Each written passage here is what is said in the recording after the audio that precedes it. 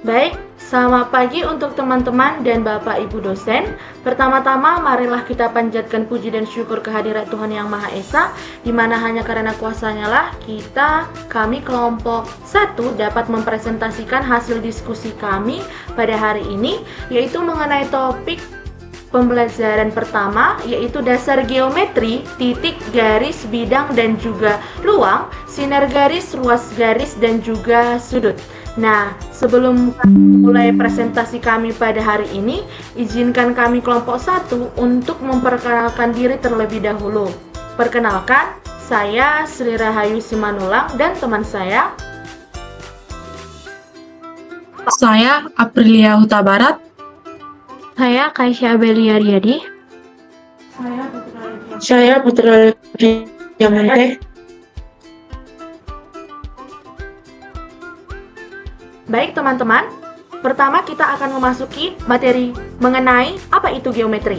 Nah, geometri itu merupakan salah satu cabang utama dalam matematika, di mana dia mempelajari tentang bentuk, ukuran, posisi, relatif, serta sifat ruang dan juga benda di sekitar kita. Kata geometri tersendiri itu berasal dari bahasa Yunani, yaitu geo, artinya bumi, dan juga metron yang artinya mengukur. Secara harfiah dapat dikatakan sebagai pengukuran bumi. Nah, sejak zaman kuno, geometri ini telah digunakan untuk mengukur tanah, membangun suatu bangunan, serta dalam memahami pola-pola di alam. Dalam perkembangannya, geometri menjadi landasan yang sangat penting bagi berbagai cabang ilmu pengetahuan. Contohnya itu seperti fisika, teknik, arsitektur, dan juga teknologi informasi. Nah, dalam konteks pendidikan dasar, pembelajaran geometri ini memiliki peranan yang sangat penting karena membantu peserta didik untuk mengembangkan kemampuan berpikir spasial, logika, dan juga pemecahan masalah mereka. Nah, melalui pemahaman konsep titik, garis, bidang, dan juga ruang, siswa ini akan belajar mengenai hubungan antar unsur-unsur geometri yang menjadi dasar bagi pembelajaran matematika di tingkat yang lebih tinggi.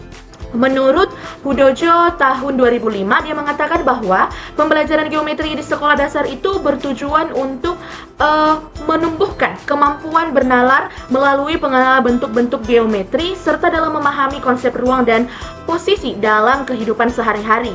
Nah, di sini kami akan memaparkan materinya mengenai titik, garis, ruas garis, sinar garis, bidang, ruang, dan juga sudut. Dengan demikian, kajian tentang dasar-dasar geometri itu nggak hanya bersifat teoritis saja, tetapi juga memiliki makna yang praktis dalam kehidupan kita sehari-hari nantinya. Pemahaman ini akan membantu kita untuk mengembangkan cara berpikir yang sistematis, logis, dan juga kritis dalam memecahkan berbagai permasalahan matematis maupun non-matematis di masa yang akan datang. Demikian yang dapat saya sampaikan. Untuk penjelasan selanjutnya akan disampaikan oleh teman kami, yaitu Saudari Putri. Baik, di sini saya akan menjelaskan pada bagian materi titik. Titik dipahami secara intuisi sebagai suatu nokta yang sangat kecil. Biasanya diilustrasikan dengan sebuah nokta dengan menekan ujung pensil pada kertas ataupun dengan kapur tulis di papan tulis. Titik dapat diasosiasikan pada tempat benda berada di suatu tempat. Titik dapat pula diasosiasikan sebagai pergerakan suatu benda dari suatu tempat ke tempat lain. Dan titik juga dapat menggambarkan suatu bentuk atau suatu benda. Dalam geometri, titik adalah konsep abstrak yang tidak berwujud atau tidak berbentuk, tidak mempunyai ukuran, tidak mempunyai berat, ataupun tidak mempunyai panjang, lebar, dan tinggi. Titik adalah ide atau gagasan abstrak yang hanya ada dalam benak orang yang memikirkannya. Untuk melukiskan atau menggambarkan titik diperlukan simbol ataupun model. Gambar simbol atau model untuk titik digunakan noktah, seperti pada gambar yang ada di PPT. Gambar atau model sebuah titik biasa diberi nama. Nama untuk sebuah titik umumnya menggunakan huruf kapital yang diletakkan dekat titik tersebut. Misalnya, contoh pada PPT kita juga sudah tertera ada huruf kapitalnya. Dengan melukis atau menggambar sebuah titik dapat menggunakan ujung benda, misalnya dengan ujung pensil, pena, jangka, ataupun dengan kapur yang ditekan pada bidang tulis, ataupun yang sering kita katakan yaitu papan tulis. Dan berikutnya yaitu gambar atau model titik dapat pula diperoleh dengan cara menggambar bagian-bagian benda. Misalnya, menggambar bagian dari penggaris dengan cara meletakkan sebuah penggaris pada papan tulis, kemudian gambar sebuah titik pada sisi penggaris dengan cara menekan kapur pada papan tulis dan kemudian angkat penggaris tersebut. Kita dapat melihat bahwa pada papan tulis terdapat nokta hasil goresan ujung kapur terhadap papan tulis dan goresan itu adalah titik. Yang berikutnya yaitu garis.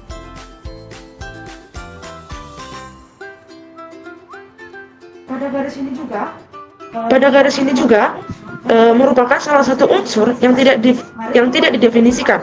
Garis merupakan gagasan abstrak yang lurus, memanjang kedua arah dan tidak terbatas.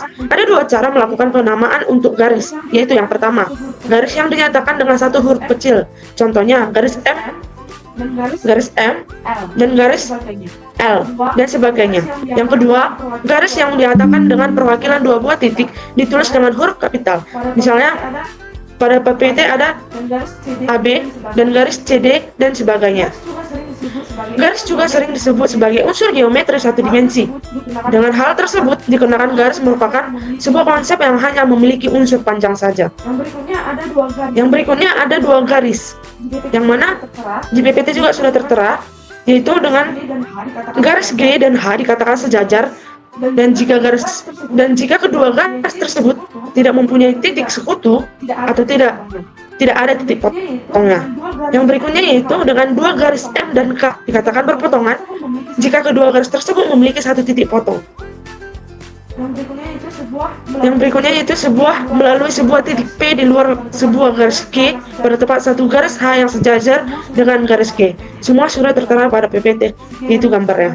Sekian yang bisa saya sampaikan. Saya kembalikan ke moderator. Baik, di sini presentasi kami akan lanjutkan pada materi mengenai bidang dan ruang akan disampaikan oleh teman kami, Saudari Abel. Baik, terima kasih. Jadi di sini saya akan menyampaikan materi bidang dan ruang. Yang saya sampaikan yang pertama itu adalah bidang. Bidang sendiri itu adalah unsur lain dalam geometri yang tidak dapat dijelaskan menggunakan kata-kata sederhana atau kalimat simpel, seperti halnya titik dan garis. Apabila kita mencoba membuat definisi bidang, maka akan berbelit atau blunder. Maka oleh karena itu, seperti titik dan garis, bidang ini juga dimasukkan ke dalam kelompok unsur yang tidak dapat didefinisikan. Bidang sendiri itu adalah ide atau gagasan abstrak yang hanya ada dalam bentuk pikiran orang yang memikirkannya. Bidang itu diartikan sebagai permukaan yang rata, meluas ke arah segala arah, dengan tidak terbatas dan tidak memiliki tebal. Bidang sendiri itu masuk ke dalam bangun dua dimensi, karena bidang dibentuk oleh dua unsur, yaitu panjang dan lebar. Model bidang itu dapat digambarkan oleh bagian dari benda, misalnya pada bagian permukaan kaca, permukaan daun pintu, lembaran kertas, atau dinding tembok kelas yang rata. Bidang ini dapat diperoleh dengan mengiris tipis-tipis permukaan benda sehingga diperoleh lembaran-lembaran tipis. Misalnya pada bagian salah satu sisi dibalok, diiris-iris menjadi bagian-bagian yang tipis. Bagian-bagian tersebut adalah model-model bidang. Di bawah ini adalah gambar atau model dari bidang. Gambarnya itu ada yang di PPT atas, yaitu yang bidang ini. Lalu memberi nama sebuah bidang dapat menggunakan sebuah huruf kecil atau huruf-huruf Yunani seperti A atau alpha, B atau beta, Y atau gamma yang diletakkan di daerah dalam bidang tersebut, atau menggunakan huruf-huruf besar yang disimpan di titik-titik sudut bidang tersebut. Selanjutnya yaitu ada ruang. Seperti halnya titik, garis, dan bidang, ruang juga adalah ide atau gagasan abstrak yang hanya ada dalam benak pikiran orang yang mempersoalkannya. Ruang sendiri itu diartikan sebagai unsur geometri yang memiliki panjang, lebar, dan tinggi, yang terus mengembang tidak terbatas. Ketiga unsur pembentuk ruang tersebut itu terus berkembang tanpa batas. Oleh karena itu, ruang disebut juga sebagai bangun tiga dimensi karena ruang sendiri memiliki tiga unsur, yaitu panjang, lebar, dan tinggi. Ruang didefinisikan sebagai kumpulan dari titik-titik. Ruang itu dapat diartikan dan dapat diilustrasikan sebagai balon yang ditiup terus mengembang tanpa pecah. Balon yang mengembang tersebut dibentuk oleh titik-titik pada balon dan udara sebagai titik-titik di dalam balon. Sehingga ruang itu digambarkan sebagai balon yang terus mengembang tanpa pecah dengan titik-titik pada balon dan titik-titik di dalam balon yang ke semua titik. Nah, selanjutnya titik itu mengembang tanpa berhenti. Atas dasar itu, ruang didefinisikan sebagai kumpulan dari titik-titik. Nah, selain ruang dapat diilustrasikan sebagai balon yang ditiup terus mengembang tanpa batas, ruang juga dapat digambarkan sebagai gabungan dari permukaan tertutup sederhana dengan daerah di dalamnya dengan kumpulan titik-titik di bagian luar permukaan tertutup. Sederhana tersebut, permukaan tertutup sederhana dari analogi sebagai kulit balon yang sudah ditiup, sedangkan daerah dalam adalah udara yang mengisi balon tersebut. Nah, ruang sendiri itu dapat dibuatkan modelnya. Model bangun ruang itu adalah benda 3 dimensi yang solid atau padat yang mencerminkan berkumpulannya titik-titik. Misalnya balok atau kubus kayu, prisma segitiga padat, dan sebagainya. Nah, piramida tempat penguburan mayat-mayat Raja Mesir zaman dulu adalah sebagai salah satu contoh model bangun ruang. Akan tetapi, kita itu dapat membuat model-model bangun ruang pada bagian dalamnya kosong. Misalnya seperti kardus bekas yang dibungkuskan dengan kulkas, bekas bungkus mesin cuci, bekas bungkus TV, dan sebagainya.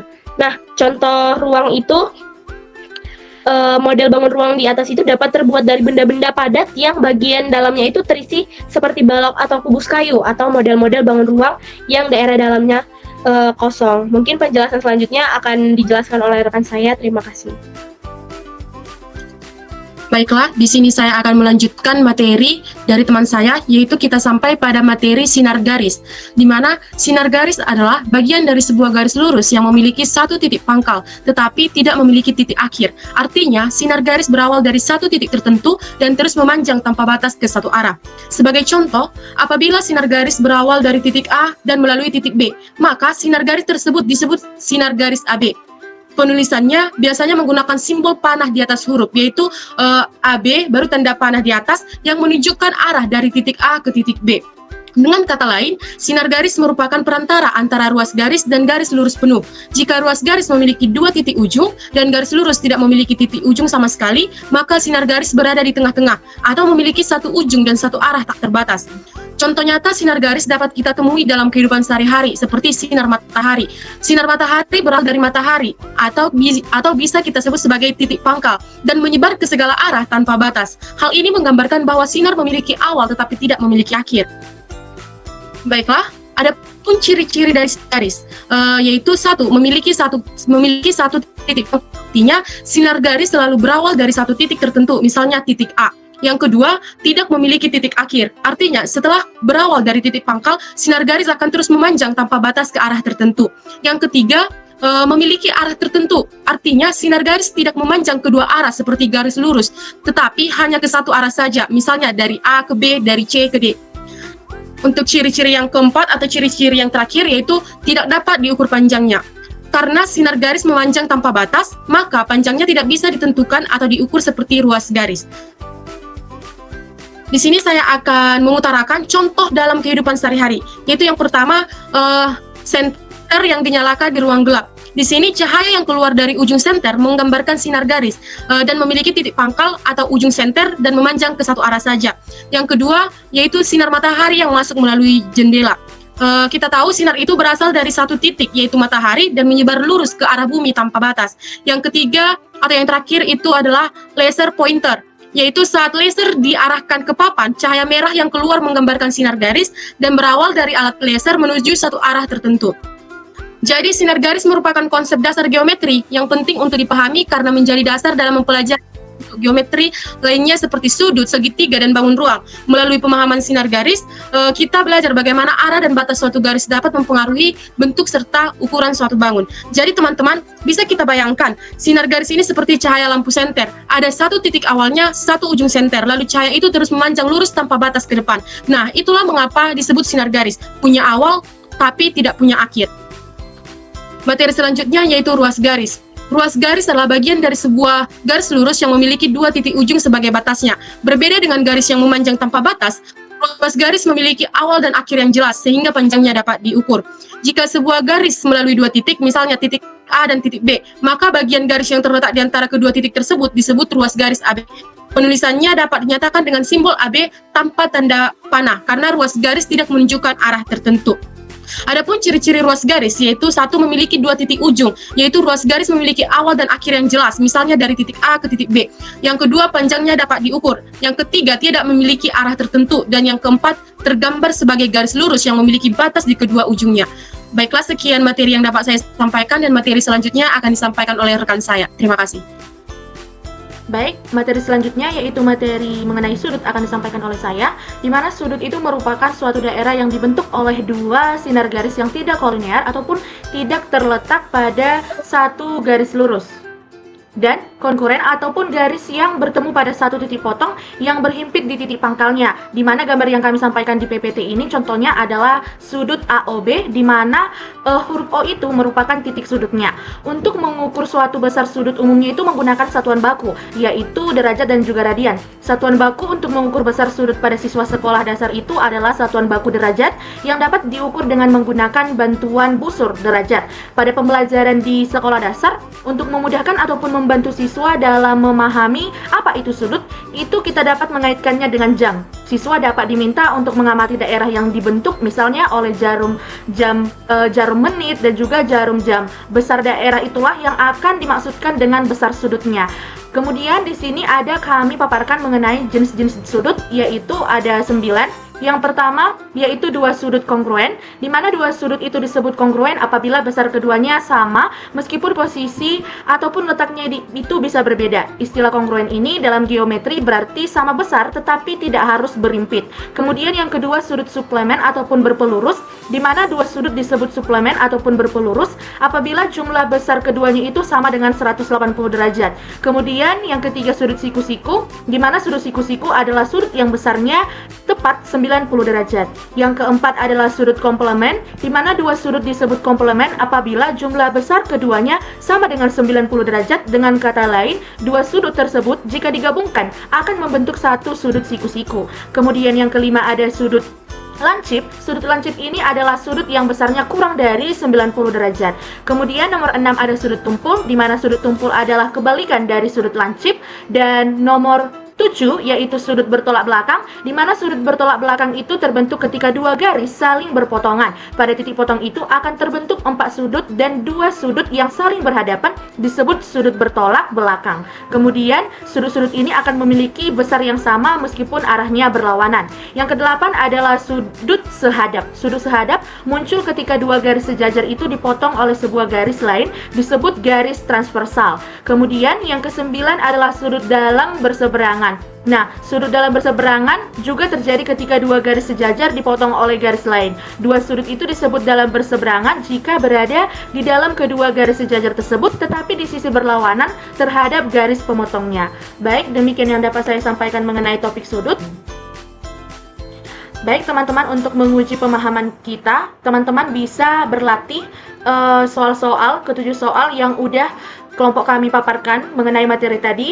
Teman-teman bisa menguji pemahamannya melalui mengerjakan soal nomor 1 sampai pun soal nomor 7 yang udah kami sampaikan.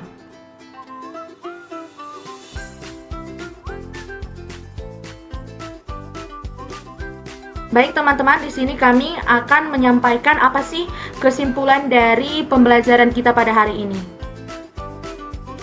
Nah, adapun kesimpulan pada pembelajaran kita hari ini bahwa geometri itu merupakan cabang matematika yang mempelajari bentuk, ukuran, serta hubungan antara unsur ruang seperti titik, garis, bidang, ruang, sinar garis, ruas garis, dan juga sudut. Nah, setiap unsur itu memiliki peran yang sangat penting dalam memahami struktur bangun datar maupun bangun ruang. Nah, titik menjadi dasar pembentuk garis, garis menjadi dasar pembentuk bidang, dan bidang membentuk ruang. Selain itu, konsep sudut itu membantu kita untuk mengenali hubungan antar garis dan arah dalam berbagai bentuk geometri. Dengan memahami dasar-dasar geometri tadi, kita dapat melatih kemampuan berpikir logis kita, teliti, dan juga sistematis dalam memecahkan masalah yang akan berkaitan dengan bentuk dan juga ukuran di kehidupan sehari-hari.